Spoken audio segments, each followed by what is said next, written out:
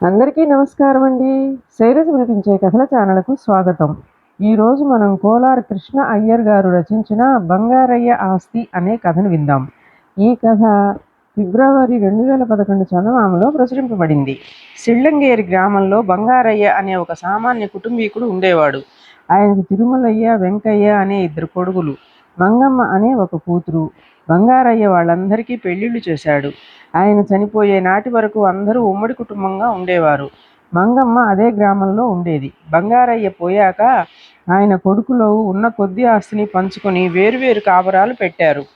బంగారయ్య భార్య తాయారమ్మ 2 కొడుకుల వద్ద వంతుల వారీగా ఉంటూ వచ్చింది. ప్రారంభంలో తాయారమ్మను కోడళ్ళు గౌరవంగా చూసేవారు. కానీ రాను రాను వాళ్ళు తాయారమ్మ పట్ల కటువుగా ప్రవర్తించసాగారు. అందుకు ముఖ్య కారణం ఆమె వద్ద నగలు గాని డబ్బు గాని లేకపోవడం. ఆమెకు జబ్బు చేస్తే డబ్బు ఖర్చు అవుతుందని సరైన వైద్యం కూడా చేయించేవారు కాదు.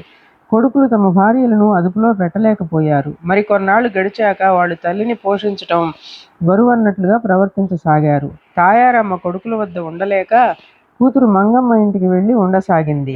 మంగమ్మ కొద్ది రోజుల పాటు తల్లిని ఆదరంగా చూసి తర్వాత అవకాశం చిక్కినప్పుడల్లా ఆస్తిని పంచుకోవటానికి కొడుకులు, పోషించటానికి కూతురు అని ఎత్తిపోటు మాటలు అనసాగింది. తాయారమ్మకు కూతురు మాటల్లో ఏదో కొంత న్యాయం ఉన్నట్టుగా తోచి గ్రామ పెద్ద వద్దకు వెళ్ళి కొడుకుల మీద ఫిర్యాదు చేసింది. గ్రామ పెద్ద అంటే అందరికీ గౌరవం. ఆయన చెప్పే తీర్పుల్లో న్యాయం ఉంటుందని అందరూ నమ్మేవారు. తాయారమ్మను కొడుకులు, కోడళ్ళు సరిగా చూడకపోవడానికి కారణం ఏమిటో గ్రహించిన గ్రామ పెద్ద ఆమెతో, తాయారమ్మ, నువ్వేం దిగులు పడకు. నీ భర్త చనిపోయే నెల రోజుల ముందు ఒక పెట్టెలో కొన్ని బంగారు నగలు దాచి నా వద్ద ఉంచాడు. అలా చేయడానికి కారణం ఏమిటో మాత్రం నాకు చెప్పలేదు. నేను నీ కొడుకులతో, కోడళ్లతో, కూతురుతో మాట్లాడతాను. ప్రస్తుతానికి నా ఇంట్లోనే ఉండు అన్నాడు. తర్వాత ఆయన వాళ్ళందరినీ పిలిపించి, మీరు ఈ ముసలితనంలో తాయారమ్మను సరిగా ఆదరించకపోవటం అన్యాయం అనిపించుకుంటుంది. కన్నతల్లిని పోషించవలసిన బాధ్యత కొడుకులది. అయినా ఒకవేళ మీరు మీ తల్లిని సరిగా చూడకపోతే ఆమెకు సుఖంగా జీవించే ఆధారం లేకపోలేదు అన్నాడు. గ్రామ పెద్ద మాటలు అర్థం కాక తాయారమ్మ కొడుకులు, అయ్యా, మీరు చెప్పేదేమిటో మాకు అంతుపట్టడం లేదు, కాస్త వివరంగా చెప్పండి అన్నారు. మరేం లేదు, బంగారయ్య చనిపోయే ముందు బంగారు నగలున్న ఒక పెట్టెను నాకు ఇచ్చి, తాను తాయారమ్మ చనిపోయాక ఆ పెట్టెలో ఉన్న నగలను మీకు, కుమార్తెకు సరిసమానంగా పంచి ఇవ్వమని చెప్పాడు. అంతేగాక మీలో ఎవరైనా ఆమెను సరిగా చూడకపోతే వాళ్లకు నగలలో వాటా ఇవ్వద్దన్నాడు.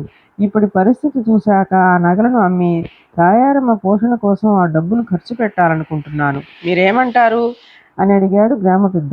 తాయారమ్మ కొడుకులతో పాటు అందరూ గ్రామ పెద్ద కేసి ఆశ్చర్యంగా చూశారు. గ్రామ పెద్ద ఇంట్లోకి పోయి ఒక పెట్టెను తీసుకొచ్చి దాని మూత తెరిచాడు. లోపల తళతళలాడుతూ చాలా నగలున్నాయి. వాటి ఖరీదు ఎంత లేదన్నా 50,000 ఉంటుందని తాయారమ్మ బంధుగణమంతా అంచనా వేసుకున్నారు. వాళ్ళు గ్రామ పెద్దతో, అయ్యా, జరిగిందేదో జరిగిపోయింది. ఆమె పట్ల తగిన ఆదరాభిమానాలు చూపలేదని మాకు బాధగానే ఉన్నది. ఇంతవరకు మా వల్ల జరిగిన పొరపాట్లను క్షమించండి అని తాయారమ్మను మా ఇంటికి రమ్మంటే మా ఇంటికి రమ్మని బతిమిలాడారు. తాయారమ్మ ఒక్కొక్కరి ఇంట్లో నెల రోజుల పాటు వంతుల వారీగా ఉండటానికి అంగీకరించింది.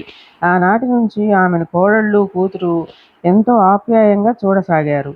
ఆమెకు అవసరం అయిన అన్ని సదుపాయాలు సమకూర్చారు. ఆ తర్వాత కొంతకాలం పాటు తాయారమ్మ ఎలాంటి ఇబ్బందులు లేకుండా సుఖంగా బతికి ఒకనాడు చనిపోయింది. కర్మలన్నీ కొడుకులు, అల్లుడు ఘనంగా జరిపించారు. ఆ తరువాత ఒకనాడు వాళ్ళందరూ గ్రామ పెద్ద ఇంటికి వెళ్ళి తను దాచి ఉంచిన తాయారమ్మ నగలను పంచిపెట్టమని కోరారు. ఆయన సరేనని వాటికి వెల కట్టడానికి, అందరికీ సమంగా పంచడానికి గ్రామంలోని శరభయ్య అనే నగలు చేసే అతనిని పిలిపించాడు. శరభయ్య వాటిని చూసి తెల్లబోయాడు. అవన్నీ బంగారువి కావు, నకిలీ బంగారు నగలు. ఇది విని తాయారమ్మ కొడుకులు, కోడళ్ళు, కూతురు నిర్ఘాంతపోయారు. ఎంత మోసం!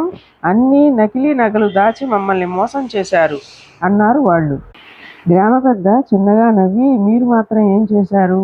కేవలం నగల ఆశలతో తాయారమ్మ పైన నకిలీ ప్రేమను చూపించారు. నకిలీ ప్రేమకు నకిలీ నగలు ప్రతిఫలం ఏమంటారు అని అడిగాడు. దానికి ఎవరూ జవాబు చెప్పకుండా తాయారమ్మ పట్ల తామెంత నిర్దయగా ప్రవర్తించినది గుర్తు తెచ్చుకొని అవమానంతో తలలు వంచుకున్నారు. ఏ విత్తనానికి ఆ చెట్టు అన్న సామెత మీరు వినే ఉంటారు. మీ మనసుల్లాగే ఈ నకిలీ నగలు పైకి ఒక రకంగా, ఆంతర్యంలో మరొక రకంగా ఉండటం జరిగింది. ఇక వెళ్ళండి అన్నాడు గ్రామ పెద్ద. జరిగిందేమంటే, బంగారయ్య గ్రామ పెద్ద వద్ద ఎలాంటి నగలు ఉంచిపోలేదు. బంగారయ్య ఆత్మబంధువుల్లో మార్పు తెచ్చేందుకు గ్రామ పెద్ద ఇలాంటి ఎత్తుగడ వేశాడు. ఇదండి కథ.